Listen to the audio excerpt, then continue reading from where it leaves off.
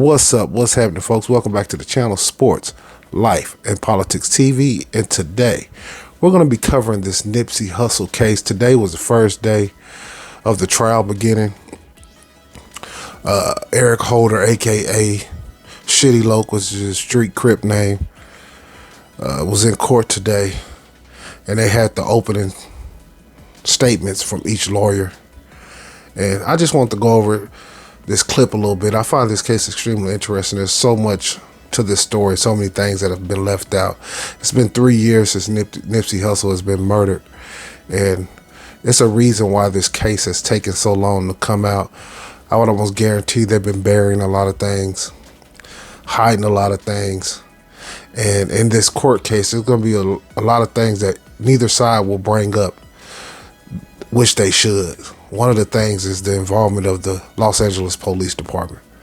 But let's take a look at this ABC News clip. 2019, at about 3:20 in the afternoon, there was an explosion of violence at the intersection of Slauson and Crenshaw.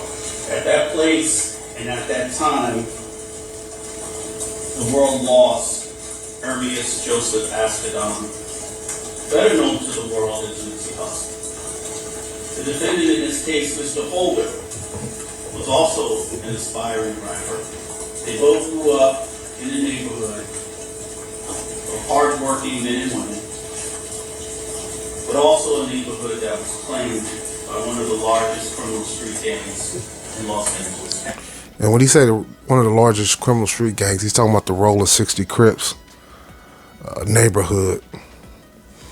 Now, this street gang is extremely powerful in Los Angeles, and that spread over. So it's from the 90s, that spread pretty much nationwide. In this case, they're going to get you to believe, or try to get you to believe, that Eric Holder, on his own, took it upon himself to kill Nipsey Hussle because he called him a snitch, which in LA, that can get you killed. But him being a Roller 60 Crip and them having a actual gang with hierarchy and leadership, there's no way he took it upon himself to just kill Nipsey Hussle. Some people say that some of the leadership in the gang, like Big U, has something to do with it. That's extremely insinuated. Maybe so, maybe not. I wouldn't put that on the brother. He's a black man. Unless you have proof and evidence, you just can't put that on him. But what I will say is the police. The police, when Nipsey Hussle died, they came out of nowhere and said, oh, we was working with Nipsey to try to improve the neighborhood. Turned out to be a lie. They actually was investigating Nipsey to build a case against him. Keep the video going. As a result of being from that neighborhood and having relationships in that neighborhood, both were recruited into the gang at a fairly young age. There was a conversation between Mr. Holder and Mr. Ascadon minutes before Mr. Holder shot and killed Mr. Ascadon. And you will hear from at least 2 different witnesses that conversation has something to do with snitching. If a gang member is considered a snitch, it's a whole lot. And in California, when you call somebody a snitch, you have to show paperwork. That is extremely dangerous. It can get you killed. But like I said, Nipsey Hussle was worth so much money that he would have to get somebody's approval to do that. Either the police or somebody higher in the gang would have to. And they found this brother. This brother was found at a mental hospital. I'm going to touch on that a little more in a second. Being considered a snitch by your little brother or your little sister. There's a range of consequences for people who snitch, but no gang member wants to be considered a snitch. It is highly offensive to any gang member including the police. The police do not approve of police snitching on police. That's highly frowned upon. LA Sheriff's Department and LA Police Department, there's a lot of gangs, the bandinos, the executioners, but I'll touch on that a little bit later. Suggested that he is a snitch. going to hear and see evidence that he had plenty of opportunity to think about what he was going to do before he did it, and did. And I make that point because we have charged not just murder, but premeditated and deliberate murder. The difference between premeditated and deliberate murder and murder will be argued during at the end of the case. Nipsy Hussle had made an accusation against Mr. Holder that he was a snitch. That so inflamed and enraged Mr. Holder, the evidence will show that without thinking, and a few minutes later, a mere 9 minutes or so later, Mr. Holder returned and shot Mr. Hussle. He did not have time to cool off. The evidence will show that it was very soon after this accusation was made publicly against him that he was so enraged and triggered by this emotional response that he acted without premeditating. That's what the evidence will show. And the evidence will show that while he's charged with first degree premeditated deliberate murder, in fact, it should be voluntary manslaughter because he was acting under heat of passion. Hi everyone, George Stefano. And look, you guys, that's what they're going to sell you this whole case. Now, I'm going to hit you with something that's alleged. Well, this part is factual, but what I think happened is alleged.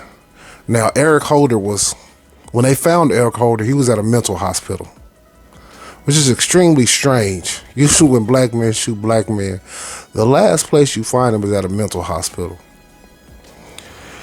He might have been an asset, you guys. And what I mean by that is MK Ultra mind controller. And I know some people say, oh, hell, here we go.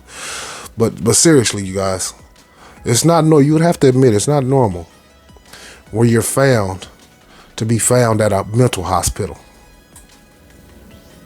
That's strange in itself. And we've never heard one word from Eric Holder. And I would almost guarantee you can bet your sweet ass you won't hear him talk in this case either. But let's take a little look at this case of this lady who works at the mental hospital where Eric Holder was apprehended at. I work at a mental health facility.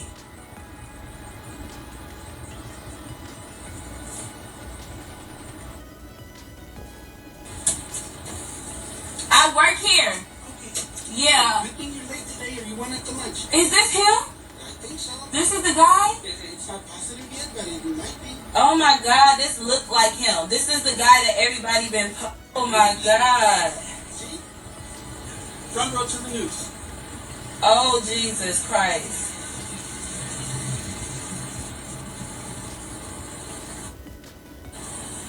Oh my God, y'all. I work at a mental health facility.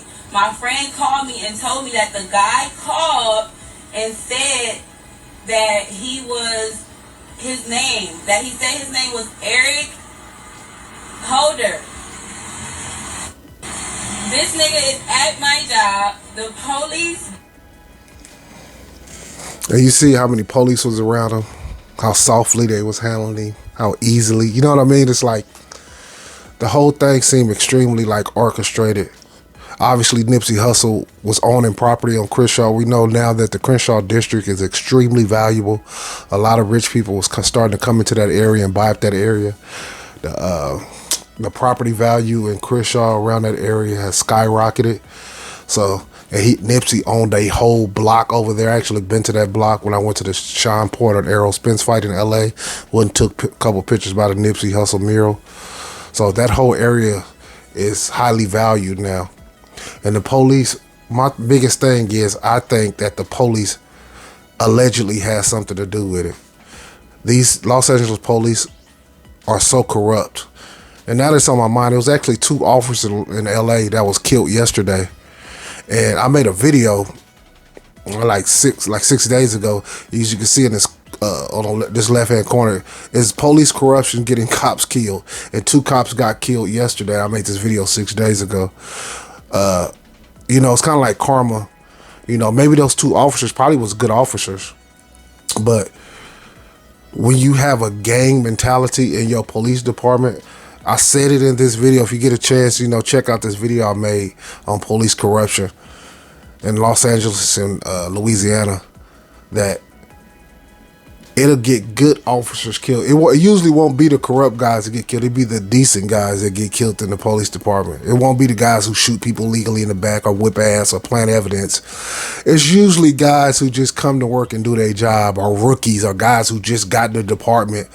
You know what I mean? That's the sad part about it. But the Los Angeles Police Department in the United States nationwide, they need to clean up the corruption in some of these departments and some of this gang activity inside of these departments. Like I said, in Los Angeles, you have the bandinos and you have the executioners, and they are raising nothing but hell down there. So, you know, I'm going to keep this, going to be a series, you guys. I'm going to cover this trial. This is day 1 of the trial, episode 1. You guys stay tuned in, man. I ain't made a video in a while. I went down the YouTube shorts rabbit hole. I've been making a bunch of YouTube shorts. I really been enjoying that. But man, hey man, I appreciate y'all tuning in, man. Hate, like, hit that subscribe. I just took your ass on one hell of a. I think the police had something to do with Nipsy Hussle's death ride. Peace.